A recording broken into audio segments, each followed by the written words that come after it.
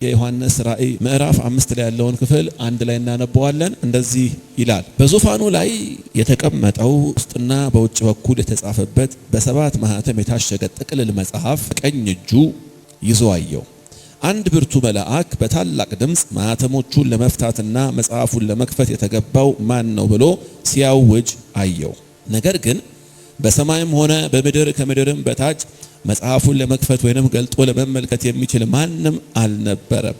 እኔም መጽሐፉን ለመክፈት ወይንም ገልጦ ለመመልከት የተገባው ማንም ባለመኖሩ እጅግ አለቀስኩ። ከዚያም ከሽማግሌዎች አንዱ አታልቅስ፣ እነሆ ከይሁዳ ነገድ የሆነው አንበሳ የዳዊት ሥር ድል ነስቷል። እርሱ መጽሐፉን ሊከፍትና ሰባቱን ማኅተሞች ሊፈታ ይችላል አለ። ከዚያም በዙፋኑና በአራቱ ሕያዋን ፍጡራን በሽማግሌዎቹ መካከል የታረደ የሚመስል በግ ቆሞ አየሁ። በጉም 7 ቀንዶችና 7 ዓይኖች ነበሩት። እነሱም ወደ ምድር ሁሉ የተላኩ 7ቱ የእግዚአብሔር መናፍስት ናቸው። እርሱም መጥቶ በዙፋኑ ላይ ከተቀመጠው እጅ መጽሐፉን ወሰደ። መጽሐፉን በወሰደ ጊዜ 4ቱ ሕያዋን ፍጡራን 24ቱ ሽማግሌዎችም በበጉ ፊት በግንባራቸው ተደፉ። እያንዳንዳቸው የቅዱሳን ጸሎት የሆኑትን በገናና ዕጣን የሞላበትን የወርቅ ሙዳይ ይዘው ነበረ። እንዲህም እያሉ አዲስ መዝሙር ዘመሩ። መጽሐፉን ልትወስድ ማኅተሞቹንም ልትፈታ ይገባሃል፣ ምክንያቱም ታርደሃል፣ በደምህም ከነገድ ሁሉ ከቋንቋም ሁሉ ከወገንም ሁሉ ከሕዝብም ሁሉ ሰዎችን ለእግዚአብሔር ዋሽተሃል። ለአምላካችን መንግሥትና ካህናት አድርገሃቸዋል፣ እነርሱም በምድር ላይ ይነግሳሉ። ከዚያም ተመለከትኩ፣ የብዙ መላእክትን ድምፅ ሰማሁ። ቁጥራቸው 1000 ጊዜ 1000 እልፍ ጊዜ እልፍ ነበረ። እነርሱም በዙፋኑና በሕያዋን ፍጡራኑ በሽማግሌዎችም ዙሪያ ከበው ነበር።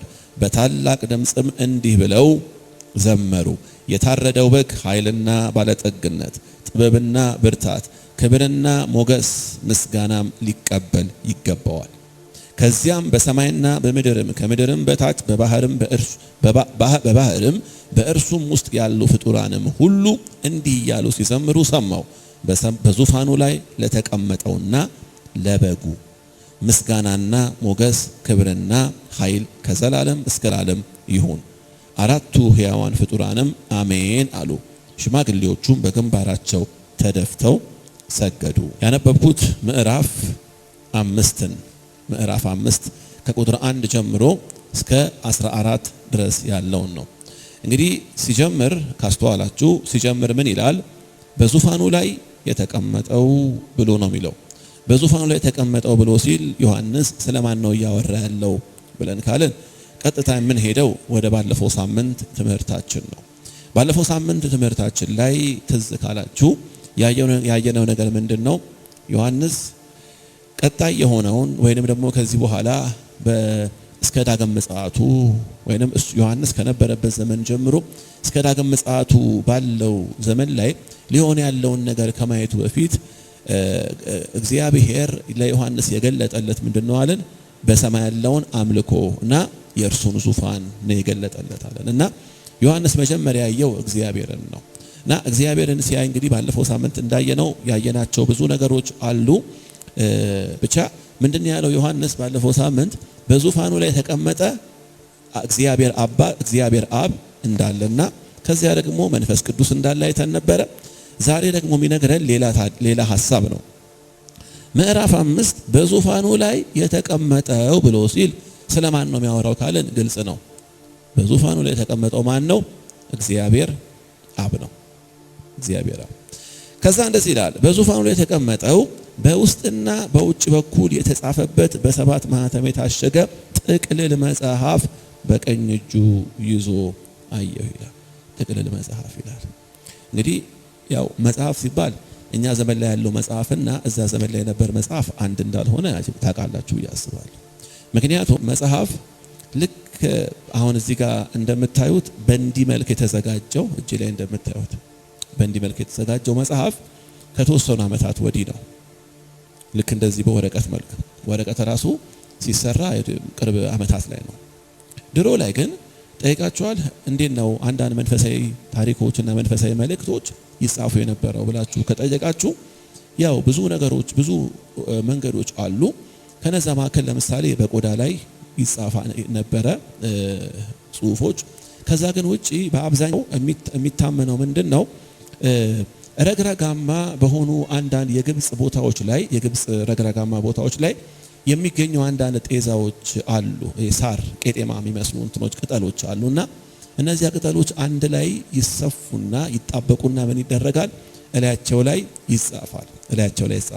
እላያቸው ላይ ከተጻፈ በኋላ ምንድነው የሚደረገው እንበልና ለምሳሌ አሁን እዚህ ጋር የምታዩት ሶፍት ከታያችሁ እሱ ነው ብሎ ከተባለ ይቅርታ ቅጠሉ ወይንም ደግሞ ስሙ ፓፒረስ ይባላል። ፓፒረስ ነው የሚባለው እና ሁለት አውጥቻለሁ። ቆይ ሁለት ብቻ ለሚያስፈልገኝ 2 3 4 5 6 እተካለሁ ሶፍቱን 7 እሺ 7 ፓፒረሶች ወይንም ቅጠሎች ናቸው እና ልክ እንደዚህ ይዘጋጁና እላያቸው ላይ ይጻፋል በዛ ዘመን ላይ እና ሲጻፍ አንዳንድ ቀን ምን ይደረጋል? ከላይ ብቻ ባለው የቅጠሉ ከላይ ያለው ክፍል ላይ ብቻ ይጻፋል። አንዳንድ ቀን ደግሞ ከላይም ከፊትም ከጀርባም ይጻፍባቸዋል። ዮሐንስ ያየው ጥቅልል መጽሐፍ በዙፋኑ ላይ የተቀመጠው እግዚአብሔር አብ በእጁ የያዘው ጥቅልል መጽሐፍ የተጻፈው ምንድነው ይላል? በውስጥና በውጪ ከዚህም የተጻፈበት ነበር እና ምን ይደረጋል? ልክ እንዲህ ከተጻፈ በኋላ ይጠቀለላሉ እያንዳንዳቸው አንዱ ባንድ ውስጥ ሆነ ይጠቀለልና ከተጠቀለለ በኋላ ግን ምን ይደረጋል? የሚመለከተው አካል ካልሆነ ወይንም ባለስልጣን አካል ካልሆነ በስተቀር ማንም እንዳይከፍተው ወይ በጅማት ይታሰርና ከዛ ምን ይደረጋል? ላኪው አካል ማህተም ያትምበታል። በሰም ታውቃላችሁ፣ የዛ ዘመን ላይ ያው ሰም ነው የነበረው። በሰም ይታሸጋል። ያቺ ሰም ተከፈተች ማለት የሆነ ሰው ያንን ጥቅልል ከፍቶታል ማለት ነው። ኢሌጋል ነው፣ ሊደረግ አይገባም። ከኔ ጋር ናቸው እና እዛ ዘመን ላይ በነበረ በእንዲህ አይነት ስርዓት እንግዲህ አሁን ይሄ አይነት ስርዓት ወይንም ደግሞ ይሄ አይነት ያጻጻፍ ዘዬ ለዮሐንስ እንግዳ ነገር አይደለም።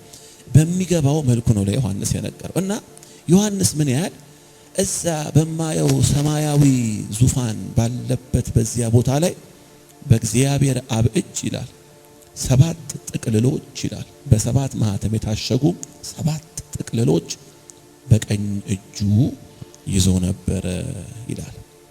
አሁን አንዳንድ ጥያቄዎችን እዚህ ጋር እየመለስኩላችሁ ልሄድ። በተለይ ይሄን ክፍል ካሁን በፊት ከኔ አንብባችሁት ከሆነና ምን ሊፈልገው እንደሆነ ካልገባችሁ ሐሳቡን ግልጽ ላድርግላችሁ። የመጀመሪያው ይሄ ጥቅልል ምንድነው ብላችሁ ጠይቃችኋል ስታጠኑት መጽሐፍ ቅዱስን? ጥቅልሉ ምንድነው ካለን ከምዕራፍ 6 በኋላ በሰፊው የምንመለከተው ነው። ምንድነው የጥቅልል? በዘመናት ሁሉ ያለው የእግዚአብሔር እቅድ ነው። ግልጽ ነው። የእግዚአብሔር እቅድ ሊመጣ ባለው ዘመን ላይ ሊሆን ያለውን ነገር ሁሉ የሚናገር የእግዚአብሔር እቅድ በእግዚአብሔር ሁለተኛ በቀኝ እጁ ላይ መሆኑ የሚያሳየው ነገር ምንድነው? ዘመናት ሁሉ በማንም እጅ ሳይሆን በዙፋኑ ላይ በተቀመጠው በእግዚአብሔር እጅ እንዳሉ። ይሄን ነገር ባለፈው ሳምንት ነግሬያችኋለሁ። ዘመናትን ይሄ ዘመን ለምሁራን እና በጌታ ላልሆኑ ሰዎች በየዘመናቱም የሆነው ነገር ለነሱ አጋጣሚ ነው። ለኛ ግን አጋጣሚ ሳይሆን የእግዚአብሔር ፕሮግራም ነው፣ የእግዚአብሔር እቅድ ነው እና ይሄ እግዚአብሔር የዘመናት እቅድ ነው አልኳችሁ። ሁለተኛ በእግዚአብሔር እጅ መሆኑ እግዚአብሔር ዘመናትን እንደዚህ እንደያዘ የሚያሳይ ነው። ዘመን በማንም እጅ አይደለም። ድሮ አንዳንድ ሰዎች እንደዛ ሲሉ ሰምቻቸዋለሁ። ተፈጥሮ በቁጥጥራችን ስር እናወላለን ሲሉ ሰምታችኋል። ይሄ የሉም አሁን አይደለም የሚቆጣጠሩት ዘመን ቀርቶ እነሱ ራሳቸው እንኳን አሁን የሉም። ይኸውላችሁ ከዚህም ባለፈ ማህተሞቹ በ7 ማህተም የታሸጉ መሆናቸው 7 በመጽሐፍ ቅዱስ ፍጹምነትን የሚያሳይ ቁጥር ስለሆነ ማንም ሰው እንደፈለገ መጥቶ ሊፈታ የማይችለው ጥብቅ መልእክት እንደሆነ ያሳያል። ያገኘ ሰው ሁሉ ዝም ብሎ እጁን ዘርግቶ አድርጎ ሊፈታ የሚችለው ነገር አይደለም። ዮሐንስ ይህንን ነገር አየ። ልክ ካየ በኋላ ይላል ካየው በኋላ ቁጥር 2 ላይ አንድ ብርቱ መልአክ አንድ ጥሪ ሲያቀርብ ሰማሁት አለ። ያ ጥሪ ምንድነው? እንደዚህ ይላል፣ ማህተሞቹን ለመፍታትና መጽሐፉን ለመክፈት የተገባው ማን ነው አለ። ያ ብርቱ መልአክ ጥያቄ ጠየቀ። ጥያቄ ምንድነው? እነዚህን 7 ማህተሞች መጽሐፉን ወስዶ 7ቱን ማህተሞች who is worthy 7ቱን ማህተምና መጽሐፉን ወስዶ 7ቱን ማህተም መፍታት የሚችል ማን ነው ብሎ መልአኩ ጥሪውን አቀረበ። ለማ ካላችሁ አንደኛ እዚያ ቦታ ላሉት አካላት። ይህ ብቻ አይደለም፣ ጥሪው በሰማይ ብቻ ሳይሆን በምድርም ከምድርም በታች ያሉትን አካላት ሁሉ ይመለከታል። ጥሪው ማን ነው መጽሐፉን የሚፈታው? አሁን እዚህ ጋር መጽሐፍ ቅዱሶቻችሁ ላይ እንድታሰምሩባት የምፈልጋት አንድ ቃል አለች። ይሄው ምንድነው? መጽሐፉን ለመክፈት ይላል። ምን ይላል? ቀጥሎ ያለውን ከታያችሁ አንብቡልኝ። ምን የሚለው? መጽሐፉን ለመክፈት የሚችል ነው የሚለው አይደለም። ምንድነው የሚለው? የተገባው። ምን ማለት ነው? እቺን ያዙልኝ። መጽሐፉን መክፈት የመቻልና ያለመቻል ጉዳይ ብቻ አይደለም። ወርዝ የማረግና ያለማረግ ጉዳይ ነው። ይገባዋል ወይንስ አይገባውም ነው እንጂ ጥያቄው የመቻልና ያለመቻል ጉዳይ አይደለም። ምክንያቱም በዚያ ሰዓት እኮ እግዚአብሔር አብ አለ አይደል እንዴ? እንዳየነው ባለፈው ሳምንት ዛሬም እንደምናየው እግዚአብሔር አብ አለ።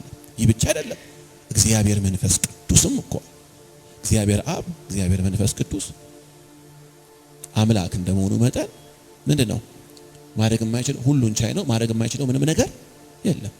ከዛ ምን አለ? ማን ነው መጽሐፉን ለመፍታት የተገባው ወይንም የሚችል ብቻ ሳይሆን የተገባው ብሎ ጥሪ ሲያቀርብ ምን ሆነ? በዚያ ሰዓት ያ ብርቱ መልአክ ላቀረበው ጥሪ ምላሹ ምን ሆነ ካላችሁኝ፣ በሰማይም በምድርም ከምድርም በታች በዚያም ቦታ ቢሆን ይህን መጽሐፍ ለመውሰድና ማህተሞቹን ለመፍታት የተገባው እና የሚችል አንድም አካል አልነበረም ይላል። መልአኩም የጠየቀው አንድ ጊዜ ነው። ደግሞ እንደገና መጠየቅ አላስፈለገው። ከጠየቀ በኋላ ያ ቦታ በከፍተኛ ዝምታ ተሞላ። ይህን ካለ በኋላ እንግዲህ ቀጥሎ የሚናገረው ዮሐንስ ብዙ ጊዜ ሳነበው ለረጅም ዘመን ያልገባኝ ነገር ማለት ያልተረዳሁትና እኔም ልክ አሁን እናንተን ዮሐንስ ራእይን ለማስተማር በማጠናበት ሰዓት ላይ ነው ትንሽ ነገሩ እየገባኝ የመጣው። ምንድነው? ቁጥር 4 ላይ ወዲያውኑ ዮሐንስ ምን ይላል? መጽሐፉን ለመውሰድና 7ቱን ማህተም ለመፍታት የተገባው ማንም ባለመኖሩ ይላል ምን አረኩኝ ይላል? ምን አረኩኝ ይላል? አለቀስኩኝ ብቻ እኮ አይደለም ያለው፣ እጅግ አለቀስኩኝ። ቆይ ዮሐንስ በዛ ሰዓት የሚያየው ነገር እያንዳንዱ ነገር ገብቶታል ማለት ነው? አውቆታል ማለት ነው?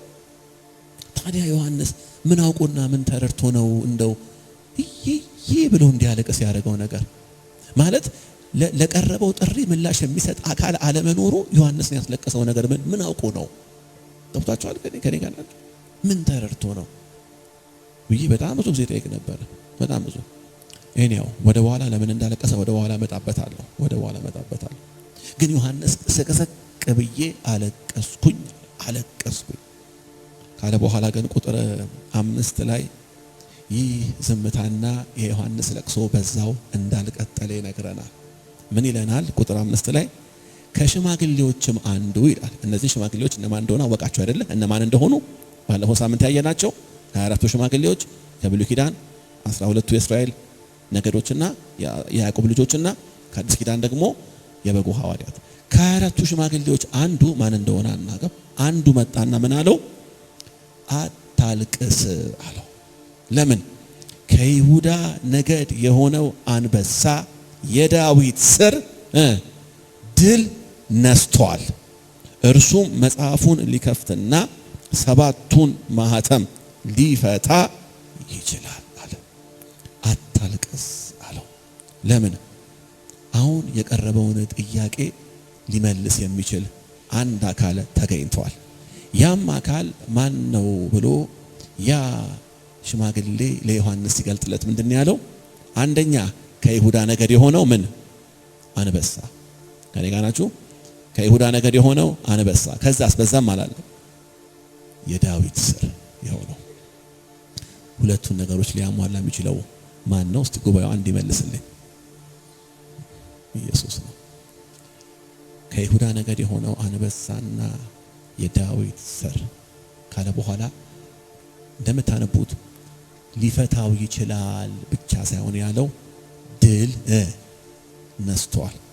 ይሄ ድል የትኛው ድል? ስለምን ድል ነው የሚያወራው ብለን ካለን ይሄኛው ድል ማለት ጌታ ኢየሱስ ክርስቶስ ስላሳለፈው የመስቀል ላይ ሞቱና ትንሳኤው ነው። ስለዚህ ምንድነው ያለው ሽማግሌው ለዮሐንስ? ኢየሱስ በመስቀል ላይ ሞቶ ከሙታን ስለተነሳ ሞት ሊይዘው ስላልቻለ አሁን ለቀረበው የመላእኩ ጥያቄ ተገቢውን ምላሽ ሊሰጥ የሚገባ አካል ሆኖ ተገኝቷል። ኢየሱስ ድል ነስቷል የሚለው ያንን ነው። ድል ነስቷል እና ሲገልጥለት ምንድነው ያለው? አንደኛ በደም ስሙን የይሁዳ ምን ይለዋል? መልሱልኝ። የይሁዳ ምን ይለዋል? የይሁዳ አንበሳ አይደለ? ከዛስ የዳዊት ስር ድል ነስቷል። እንግዲህ ዮሐንስ ከሽማግሌዎች አንዱ የሆነው አንዱ ሰው መጥቶ ይሄን ነገር ሲነግረው እያለቀሰ ከነበረበት ቀና ብሎ እንደሚያይ እርግጠኛ ነኝ። ምክንያቱም ቀደም ሰቀሰቅ ብሎ እንዲያለቅስ ያደረገው ያ ነገር መፍትሄ አግኝቷል። መጽሐፉ እንደተዘጋ አይቀጥልም። ለምን? የሚችል ብቻ ሳይሆን የተገባው ተገኝቷል። የተገባው ተገኝቷል። ማን ነው እሱ? መልሱልኝ እስቲ። የይሁዳ አንበሳ በሉ። የይሁዳ አንበሳ ሲለው ዮሐንስን እርግጠኛ ነኝ ያ ይሁዳ አንበሳ ማን ነው ብሎ ቀና ብሎ ሳይመለከት እንዳልቀረ አስባለሁ። የይሁዳውን አንበሳ ቀና ብሎ ለማየት። ምክንያቱም በዛ ሰዓት ያንን ጥያቄ ለመመለስ ማንም ባልተቻለው ጊዜ እኔ እችላለሁ ብሎ እንኳን እሱ ባይወጣ ይችላል ተብሎ የተነገረለት ኢየሱስ ክርስቶስ የይሁዳ አንበሳ ሲለው በእርግጥ ዮሐንስ ስለማን እያወራ እንዳለ ይገባዋል። ምክንያቱም ኢየሱስን እንደነገርኳችሁ ለረጅም ዓመት አብሮት ወጥቷል፣ ገብቷል፣ አብሮት ኖሯል። ግን ዮሐንስ ሬዲ ነው አሁን አንበሳውን ለማየት። ማንን ለማየት? አንበሳውን ለማየት። የማንን? የይሁዳን አንበሳ። እንዲሁ ይሄንን ነገር ብቻ የዮሐንስን ሁናቴ ፊገራውት እንድታደርጉት ፈልጋለሁ። እዛ ቦታ ያለውን ነገር ቆይ አስቀምጡትና የዮሐንስን ሁናቴ እያለቀሰ ካለበት ቦታ ላይ ድንገት የሆነ ሽማግሌ መጥቶ በጆሮ አታልቅስ፣ ከይሁዳ ነገድ የሆነው አንበሳ የዳዊት ስር መጽሐፉን ሊወስድና ማህተሙን ሊፈታ ድል ነስቷል።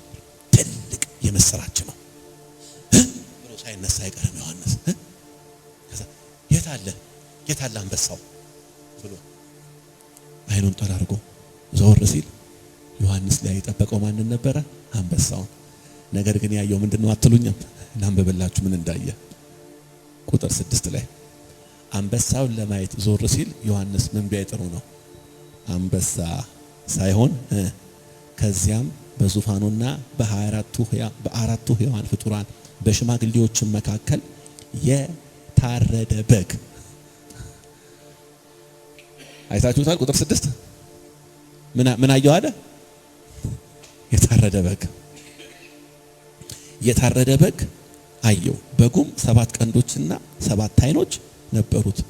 እነርሱም ወደ ምድር ሁሉ የተላኩ 7ቱ የእግዚአብሔር መናፍስት ነበሩ። አንበሳውን ለማየት ዞር ያለው ዮሐንስ ያየው አንበሳን ሳይሆን ምንድነው? የታረደ በግ። አሁን በደንብ እዚህ ጋር ቆም ብላችሁ ይሄንን ነገር እንድታስተውሉ ፈልጋለሁ። ቆይ እንግዲህ እናንተ እስከዛሬ በጣም ብዙ በዓላትን ያሳለፋችሁ ሰዎች እንደመሆኑ መጠን በግ ሲታረድ የታረደ በግ ቆሞ አይታችኋል? የታረደ በግ ምንድነው? ይወድቃል፣ ይተኛል አይደለ? ለመጀመሪያ ጊዜ ግን ዮሐንስ ባየው ራእይ ላይ የታረደ በግ ቆሞ አየው። ከዛ በዚህም አላበቃ፣ በጉ ደግሞ አለ 7 አይኖች አሉት። 7 አይን ያለው በግ እናንተ መካከል ያየ ሰው አለ? የለም። በጉ 7 አይኖች አሉት አለ። ምን እንደሆነ ነግራቸዋለሁ። ይህ ብቻ አይደለም አለ፣ 7 ቀንዶች አሉ። ከመታረዱ ካለመውደቁ 7 ቀንዶችና 7 አይኖች መኖሩ ይሄ ነገር በእርግጥ ለዮሐንስ በቀላሉ ኮምፕሬንድ ሊደረግ የሚችል ነገር እንዳልሆነ አስባለሁ። ዞር ሲል የታረደ በግ ቆሞ፣ አሁን ይህ ነገር ምንድነው የሚያሳየው ወደሚለው የመልእክቱ ትርጓሜ ስንመጣ በደንብ ስሙኝ። ዮሐንስ ያየው የይሁዳ አንበሳ ተብሎ የተገለጠውን ነገር ግን በበግ በታረደ በግ የተመሰለውን ነው። ያ የታረደው በግ ማን ነው ካላችሁ ራሱ ዮሐንስ በዮሐንስ ወንጌል ምዕራፍ 1 ላይ ምን ብሏል? ልክ ኢየሱስን በዮርዳኖስ ማዶ ሲያዩ በዮርዳኖስ ወንዝ ሊጠመቅ ሲመጣ ምንድን ነው ያለው? የዓለምን ኃጢአት የሚያስወግድ የእግዚአብሔር በግ።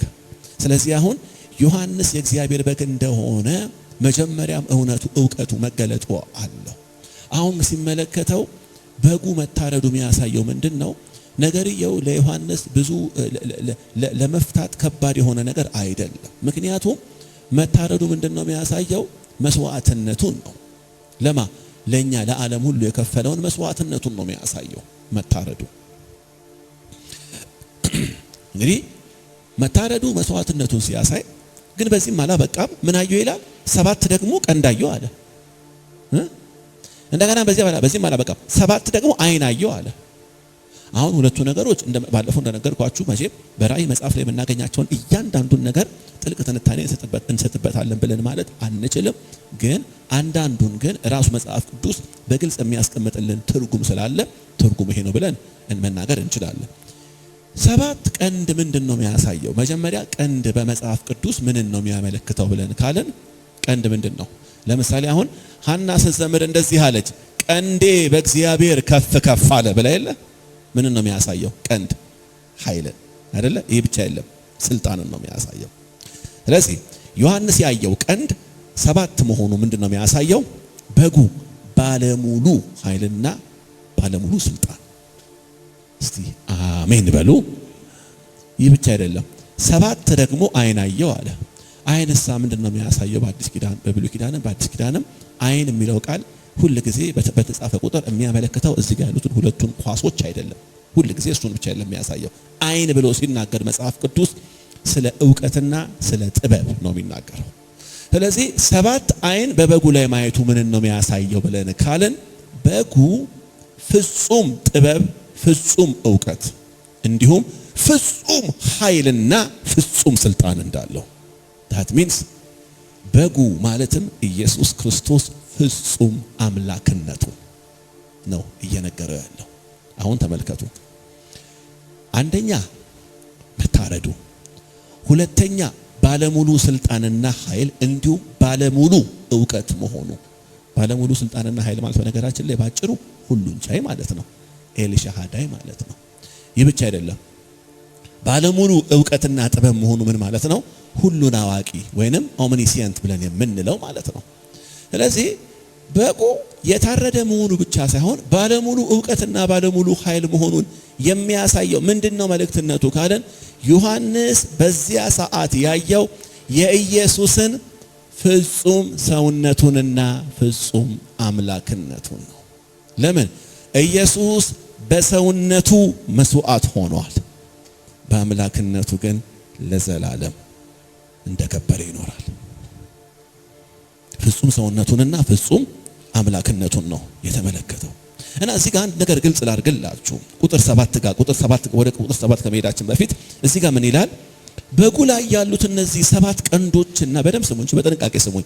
በጉ ላይ ያሉት እነዚህ 7 ቀንዶችና 7 አይኖች ይላል ምንድናቸው ይላል?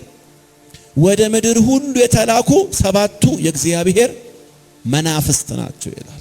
እነዚህ መናፍስት ምንድናቸው ብለን ከጠየቅን በምዕራፍ 4 ቁጥር 3 ላይ ምዕራፍ 4 ቁጥር 5 ላይ ባለፈው ሳምንት ያየነው ነገር ነበረ። 7ቱ መናፍስት ሲል አማራጭ ትርጉሙ ምን ማለት ነው አለን? 7 እጥፍ መንፈስ ማለት ነው። ይሄ 7 መንፈስ የተባለው ማን ነው? መንፈስ ቅዱስ ነው። ስለዚህ በእነዚያ ቀንዶችና ወይንም በእነዚያ አይኖች የተመሰለው ማን ነው? መንፈስ ቅዱስ ነው። ስለዚህ አሁን ሰባቱ ቀንድና ሰባቱ አይን በበጉ ላይ ወይንም መንፈስ ቅዱስ በበጉ ላይ መሆኑ የመንፈስ ቅዱስን በበጉ ላይ ያለውን ጥገኝነት ነው የሚያሳየው አይደለም። ጥገኛ አይደለም መንፈስ ቅዱስ። አሁን መቼም ስለ ሥላሴ አላስተምርም እዚህ ጋር። ጥገኛ አይደለም፣ ግልጽ ነው። ታዲያ በበጉ ላይ መሆኑ የሚያሳየው ምንድነው ካለን መንፈስ ቅዱስ ምን ያህል ከበጉ ወይንም ከክርስቶስ ኢየሱስ ጋር በኮኦፕሬሽን እንደሚሰራ በጥምረት እንደሚሰራ ነው የሚያሳየው። እንደውም ማለት ስለ ሰባቱ አብያተ ክርስቲያናት ስንመለከት ለአንደኛው አብያተ ክርስቲያናት ምንድነው ያለው? ሰባቱን ከዋክብት በእጁ ያዘውና ሰባቱን መናፍስት በእጁ ያዘው ብሎ ሲናገር ትዝ ይላችኋል የክፍል። ታዲያ በእጁ ሰባቱን መናፍስት በእጁ የሚያዙ ምንድነው የሚያሳየው አለን?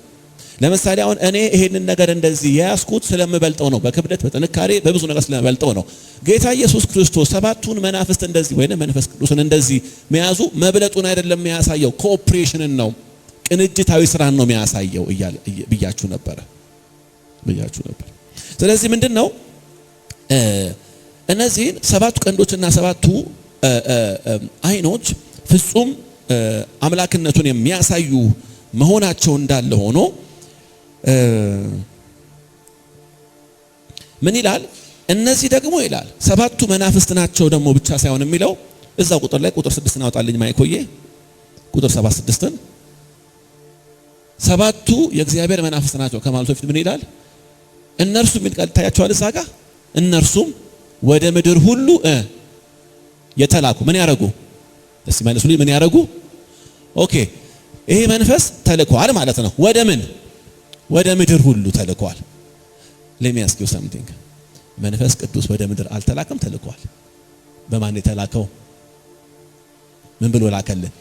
እኔ እሄዳለሁ ከዛስ አጽናኙን እልክላችኋለሁ የሚለውን ቃል በሌላ አባባል እዚህ ጋር አላገኛችሁትም? ክብር ለእግዚአብሔር ይሁን። የተላኩ ሰባቱ መናፍስት ናቸው ብሎ ይለናል። ካለ በኋላ እንግዲህ ከቁጥር 7 ጀምሮ የሚነግረን ነገር ምንድነው ካለን ባጭሩ ለበጉ እና በዙፋኑ ላይ ላለው ለእግዚአብሔር አብ የሚቀርበውን አምልኮና ምስጋና ነው። ኦኬ እንደዚህ ብዬ ላንብብላችሁ። እርሱም መጥቶ በዙፋኑ ላይ ከተቀመጠው ማለትም ከእግዚአብሔር ቀኝ እጅ ማለት ነው ከእግዚአብሔር መጽሐፉን ምን አደረገው? ወሰደ። መጽሐፉንም በወሰደ ጊዜ አራቱ ሕያዋን ፍጡራን ይላል ባለፈው ሳምንት ያየናቸው አራቱ ሕያዋን ፍጡራንና 24ቱ ሽማግሌዎች በበጉ ፊት በግንባራቸው ተደፉ ይላል። ከዚያስ እያንዳንዳቸው የቅዱሳን ጸሎት የሆኑትን በገናና ዕጣን የሞላበትን የወርቅ ሙዳይ ይዘው ነበር፣ እንዲህም እያሉ መዝሙር ዘመሩ ይላል። ምን ማለት ነው? አራቱ ሕያዋን ፍጡራንና 24ቱ ሽማግሌዎች ብቻቸውን ሰገዱ አይደለም ይላል። ሲሰግዱ ሲያመልኩና በዙፋኑ ላይ ላለው እንዲሁም ለበጉ ሲወድቁ በፊቱ ሲወድቁ ምን ይዘው ነበር ይለናል? የቅዱሳን ጸሎትና የቅዱሳን ጸሎት የሆኑትን በገናና ዕጣን የሞላበት የወርቅ ሙዳይ ይዘው ነበር። ምን ማለት ነው? የነሱ አምልኮ ብቻ ሳይሆን በዚያ ሰዓት ለእግዚአብሔር ፕሬዘንት እየሆነ ያለው የቅዱሳንም ከኔ ጋር ናቸው።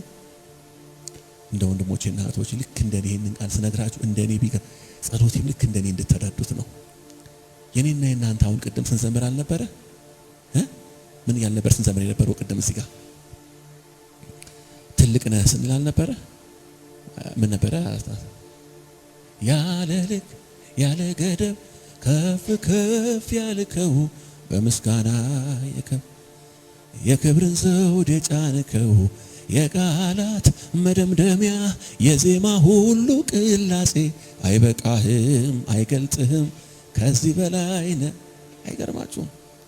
ያ ለካስ ይሄ አምልኮ የኔና የናንተ ይሄ አምልኮ ሰማይ ላይ 24ቱ ሽማግሌዎችና አራቱ ሕያዋን ፍጡራን እያቀረቡት ካሉት ከአምልኮ እንደው በተለየ ሁኔታ እንደ ሁለተኛ ደረጃ ሆኖ አይደለም የሚቀርበው። ይህ ክፍል የሚያሳየን በእኔ እምነትና መረዳት ለዛ ነው ባለፈው ሳምንት እንደዚህ ያልኳችሁ ስናመልክ አይቅለልባችሁ ያልኩት። ትልቅ ነህ ስንለው አይቅለልባችሁ፣ ስንዘምር አይቅለልባችሁ። ምክንያቱም እኛ የምንጠቀመው ቅዱስ የሚለውን ቃል የሚጠቀሙ መላእክቶች ልዩ ልዩ ፍጥረታት በሰማይ ያሉ ምን ያህል የከበረ እድል ሆኖላቸው እያመለኩ እንዳለ ትላንት ባለፈው ሳምንት አይተነው ነበረ። ስለዚህ አብረው ይሄንን መዝሙር ምን ያደርጋሉ? ያቀርባሉ። ምን እያሉ? መጽሐፉ ልትወስድ ማህተሞቹ ልትፈታ ይገባሃል፣ ምክንያቱም ታርደሃልና በደም ከነገድ ሁሉ ከቋንቋ ሁሉ ከወገን ሁሉ ከሕዝብም ሁሉ ሰዎችን ለእግዚአብሔር ዋጅተሃል፣ ለአምላካችንም መንግስትና ካህናት አድርገሃቸዋል፣ እነርሱም በምድር ላይ ይነግሳሉ ይላል። እቺን ነገር ጻፉልኝ። 3 ነገር እንዲህ እያሉ ይዘምራሉ። አንደኛ መዋጀትን፣ ሁለተኛ ክህነትን። አንደኛ መዋጀትን፣ ሁለተኛ ክህነትን፣ ሶስተኛ ደግሞ ንግስናን ያገኘነው ካንተ የተነሳ ነው። ስም የተባረከ ይሁን። ለበጉ ምስጋና ይሆንለት፣ ለበጉ ክብር ይሆንለት። ሃሌሉያ። ከኔና ከናንተ መካከል ይሄንን ነገር በገንዘቡ ሊገዛ የሚችል ሰው ይኖራል? መዋጀትን ወንድሞቼ እና እህቶቼ እንደው ስለ እግዚአብሔር ይሄንን ነገር እንደው ይሄን ከዚህ ጣራ በታች ሆኖ ይሄን መልእክት የሚሰማኝ ብቻ ሳይሆን በኢትዮጵያ ላይ ያሉ አማኞች ሁሉ ይሄ እውነት እግዚአብሔር አይኖቻቸውን ከፍቶ ይለጥላቸው። መዋጀትን፣ ክህነትን፣ ንግስናን በመናችንም ገዝተን ልናመጣ ማንችለውን ነገር የታረደው በግ ግን ለኛ አቀረበልን። መዋጀትን ክህነትንና ንግስናን ሆኖልናል። ለምን? ታርደሃልና። ክብር ሁሉ ለእግዚአብሔር ይሁን። ከዚያ በኋላ ወደ መጨረሻው ሲመጣ ቁጥር 11 ጋር እንደዚህ ያለ ከ24ቱ ሽማግሌዎችና ከሕያዋን ፍጡራን ደግሞ ሌላ ደግሞ አምልኮ አየ። ምን የሚል አምልኮ? ቁጥር 11 ላይ አውጣልኝ። ከዚያም ተመለከትኩ፣ የብዙ መላእክትን ድምጽ ሰማሁ። ቁጥራቸው 1000 ጊዜ 1000ና 1000 ጊዜ 1000። 1000 እንግዲህ 10,000 ነው። 10,000 ጊዜ 10,000 ስንት ነው? አደምሩት። አሁን ሰዓት የለንም ግን አስቡት። 1000 ጊዜ 1000፣ 1000 ጊዜ 1000፣ 1000 ጊዜ 1000 አይ ቲንክ 1 ሚሊዮን ነው። የሆነ ያክል ሚሊዮን። እሺ 10,000 ጊዜ 10,000 ስንት ነው? የሆነ ያክሎች ሚሊዮን። አሁን ይወላችሁ ዮሐንስ እዚህ ጋር እንደው ሲመለከት ነገሩ ከቁጥር በላይ ሲሆንበት ሊገልጥ በዚህ ቃል ገለጠው እንጂ ቆጥሯቸው አይደለም። 1 2 3 4 5 6 አና ብሎ ቆጥሯቸው አይደለም። ለምን ካላችሁ የምትቆጥርበትም ጊዜ የለም እዛ ቦታ ላይ። ግን ምን አለ? 1000 ጊዜ 1000፣ 1000 ጊዜ 1000 መላእክቶች አለ ምን ያደርጋሉ? ይዘምራሉ። ምን ለማ? እርሱም በዙፋኑና በሕያዋን ፍጡራኑ በሽማግሌዎቹም ዙሪያ ከበው በታላቅ ድምጽ እንዲህ ያሉ ይዘምራሉ ይላል። አሁን እዚህ ጋር በደንብ ስዕሉን ላምጣላችሁ። ከባለፈው ሳምንት ጀምሮ ስናይ የነበረው ነገር ምንድነው? እግዚአብሔር አብ አለ አይደለ? ከዛስ እግዚአብሔር ወልድ ወይንም በጉ ደግሞ አለ በቀኙ በኩል። ይህ ብቻ አይደለም፣ በበጉ ላይ ደግሞ 7 ቀንዶችና 7 አይኖች አሉ። ያማኑኤልን መንፈስ ቅዱስ። ይህ ብቻ አይደለም፣ ምዕራፍ 4ን ስንመለከት ከዙፋኑ ፊት 7ቱ መናፍስት አሉ ብሎ የለ? ማነው 7ቱ መንፈስ ቅዱስ። ስለዚህ እግዚአብሔር አብን አይቷል፣ እግዚአብሔር ወልድን አይቷል፣ እግዚአብሔር መንፈስ ቅዱስን አይቷል። አብ፣ ወልድ፣ መንፈስ ቅዱስ የዙፋኑ ቦታ ላይ። ከዛ በኋላ ምን ይላል? ከእነሱ ፊት ደግሞ ምን አለ ይላል? ከሱ ፊት 4ቱ ሕያዋን ፍጥረታት አሉ ይላል። በዙሪያቸው ደግሞ 24ቱ ሽማግሌዎች አሉ። አሁን ዝም ብላችሁ እንደው ያው ታውቃላችሁ መቼም ለዮሐንስ እንደገለጠለት እግዚአብሔር በቃ ይሄ ነው ስዕሉ ሊለው ፈልጎ አይደለም። እሺ እንደው እንዲገባው ብሎ ነው። በእነሱ ደግሞ ዙሪያ መላእክቶች አሉ ይላል። ሳላችሁት መላእክቶች አሉ ይላል። ከዛ ምን እያሉ ይዘምራሉ? የታረደው በግ ኃይልና ባለጠግነት ጥበብና ብርታት ምስጋና ሞገስ ሊቀበል ይገባዋል። ሃሌሉያ ይገባዋል። ሰማይ በታላቅ ድምጽ ይሄንን እውነት ነው የሚያስተጋባው። ሊቀበል ይገባዋል። ከዚያም በሰማይም በምድርም ከምድርም በታች በባህርም በእርሱም ውስጥ ያሉ ፍጡራንም ሁሉ እንዲህ ብለው ሲዘምሩ ሰማው። ኦኬ እስቲ እንዲህ በሉ ከኔ ጋር ሊቀበል ይገባዋል በሉኝ። ሰማይ እንግዲህ ይሄንን ነው እያወጀ ያለው። ምን? የታረደው በግ ኃይልና ባለጠግነት ጥበብና ብርታት ክብር ሞገስ ምስጋናም ብቻውን ሊቀበል ይገባዋል። ብቻውን ሊቀበል ኢየሱስ ብቻውን ሊቀበል ይገባዋል። ታውቃላችሁ አሁን ከዛሬ 2000 ዓመት ጀምሮ በዓለም ላይ የምናያቸው በጣም ብዙ ሃይማኖቶች ሰምታችሁኛል? በጣም ብዙ ሃይማኖቶች የሰው ልብ እየሰረቁና የሰው ልብ እየሰለቡ ያሉ ሃይማኖቶች ስንት ናቸውና? በጣም ብዙ ናቸው አይደለ? አንደኛውን ብንጠቅስ አንደኛው ተነስቶ ምናልባት አሁን ክርስትና ካለው ቁጥር በላይ በጣም ብዙ ሰዎችን እያስከተለ ያለ ሃይማኖት ነው። ስሙን ባልጠቅስላችሁም ያው ታውቁታላችሁ ብዙዎቻችሁ። ግን ይገርማችኋል። ለምንድን ነው ብላችሁ አትጠይቁም?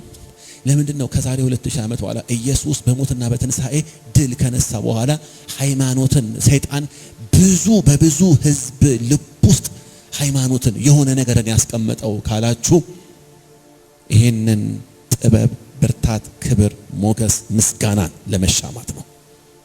ወገኖቼ ሆይ ዛሬ ይሄን ነገር እንድናውጅ ነው የተሰባሰብ ነው። ከማንም ከምንም በላይ ጥበብ፣ ሞገስ፣ ክብርና ኃይል የሚገባው ኢየሱስ ብቻ ነው። አንዳቸውም ነው ማለት አንዳቸውም ይሄ ነገር አልተገባቸው አንዳቸውም።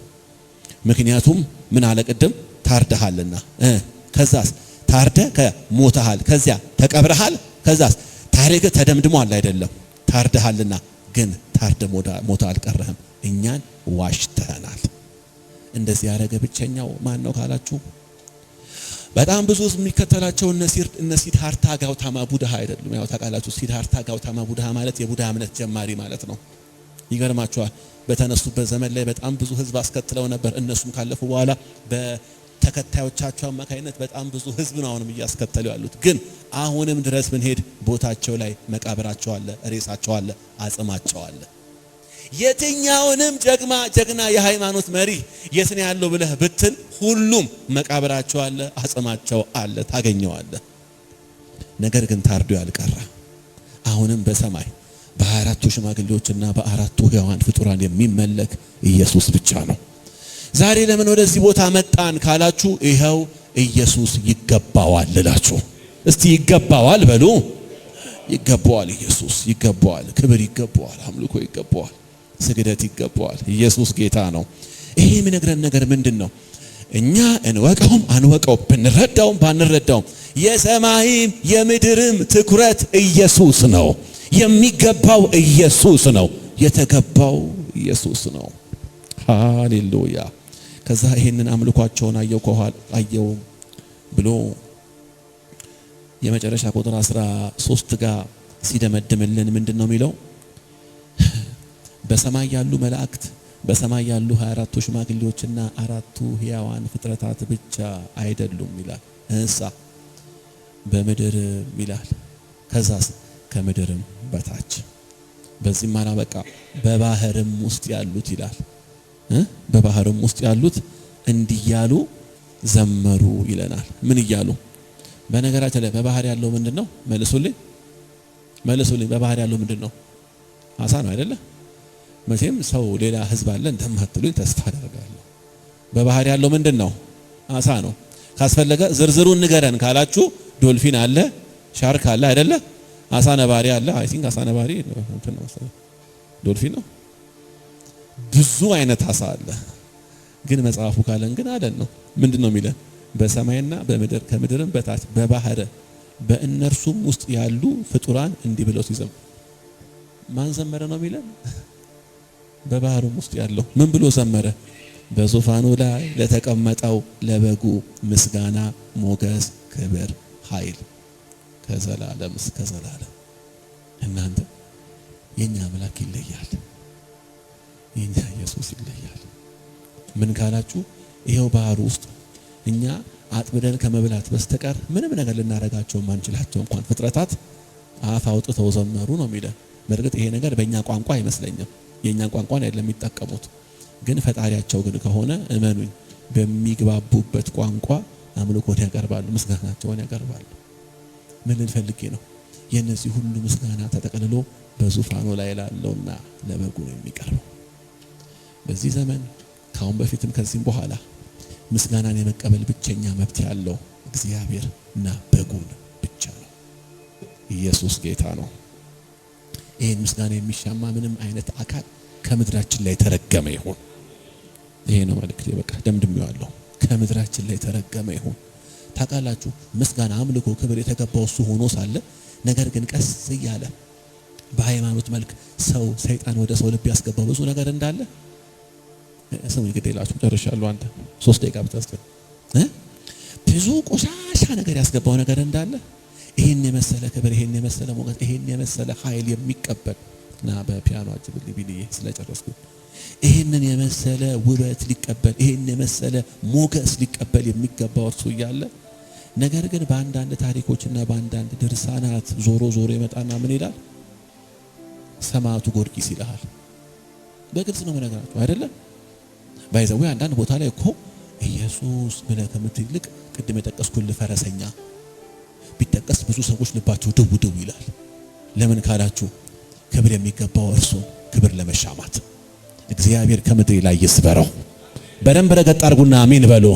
እግዚአብሔር ከምድራችን ላይ ይጥረገው። ዛሬ ስጋ ለባሾች ስም ነው። ዛሬ የሰማዕታት ስም ነው። በነገራችን ላይ በጣም ጎልቶና ገኖ ያለው ጸሎቴ ልመናዬም ይሄ ነው። እግዚአብሔር ሆይ የፈጠርከን በዚህ ምድር ላይ ያለ ነው ምስጋና ክብር ሞገስ የሚገባ አንተን ብቻ ልናመሰግን። ሃሌሉያ። እባካችሁ ስናመልክ ይሄ ነገር ገብቷችሁ አምልኩት። ይሄ ነገር ገብቷችሁ አምልኩት። ይሄ ነገር አሁን መቼም እማንሰማው ጉድ የለም አይደለም።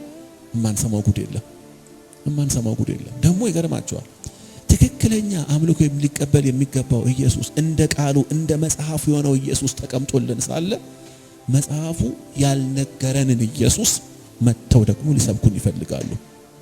እንዴት ካላችሁ በኢየሱስ ላይና በእግዚአብሔር ላይ ያለውን የትውልድ ልብ ለመስረቅ ሰይጣን በየዘመናቱ የማያመጣው ፍልስፍና የለም።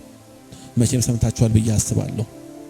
ኢየሱስ ልጅ በነበረ ጊዜ እናቱን ያገዛት የነበረው እንጨት እያመጣ በነፋሳት አስሮ በደመና ጭኖ ነበር ይላል።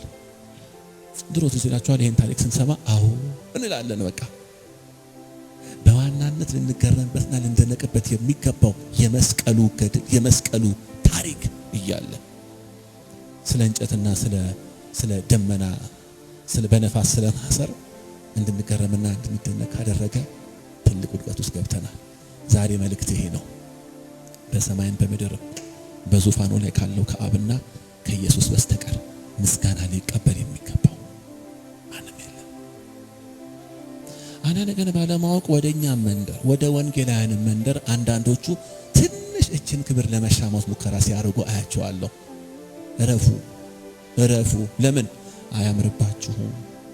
ያው መቼ ለእናንተ አይደለም። እናንተ እንደዛ እንደማታደርጉ አውቃለሁ። ግን ይገርማችኋል አንዳንድ ሰዎች በቃ ለራሳቸው የሚሰጡት በጣም ትልቅ ቦታ ነው። እንደውም አንዳንዶች እኮ አማልክት ነን ወደ ማለቱ መጥቶ የለ እንዴ አማልክት። ኧረ ተው ብራዘር። የኮቪድ ሰዓት ላይ ፊት ላይ መከላከያ ማስክ አርገ አማልክት አይከብድም? ፌስ ማስክና አማልክት ይሆናል እንዴ? አንዳንድ ቦታ ላይ ያው አማልክት ናችሁ ብሎ የለ እንዴ ይላሉ።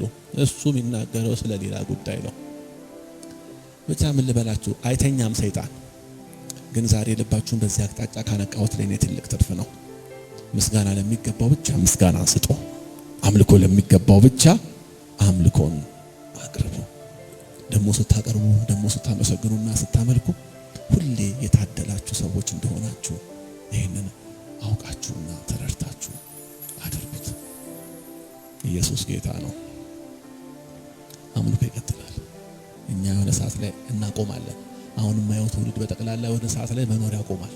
ከ200 ዓመት በኋላ እያንዳንዳችሁ የላችሁ ከ200 ዓመት በፊት እንዳልነበራችሁ ማለት ነው። ግን ይቀጥላል። እግዚአብሔር ግን እየተመለከ ይቀጥላል። በጉ እየተመለከ ይቀጥላል። አምልኮና ክብር ሞገስና ኃይል ለእርሱ ብቻ ይሆንለት። ቀኝ እጆቻችሁን አንሱ። እግዚአብሔር ሆይ በጌታ በኢየሱስ ክርስቶስ ስም እናመሰግንሃለን። ስለገለጥክልን እውነት ስላበራህልን እውነት እናከብረሃለን። አንድ ነገር እንጠይቀሃለን። እግዚአብሔር ሆይ በጌታ በኢየሱስ ስም የኔና የሕዝብ የትኩረት ማዕከል የምስጋናና የአምልኮ ማዕከል አንተ ብቻ እንድትሆን ከኔና ከሕዝብ አንደበትና ልብ ምስጋናን የሚሻማ አንድ አካል እንዳይኖር በእኛና በዘመናችን በቤታችን በሁለንተናችን ለዘላለም ስትመለክ የምትኖረው አንተ ብቻ እንድትሆን በጌታ በኢየሱስ ክርስቶስ ስም እንጸልያለን። የዛሬው እውነት ለዘላለም በልባችን ላይ ታትሞ ይቀር። ክብር ምስጋና ለስምህ ለዓለምና ለዘላለም ላንተ ብቻ ይሆንልህ።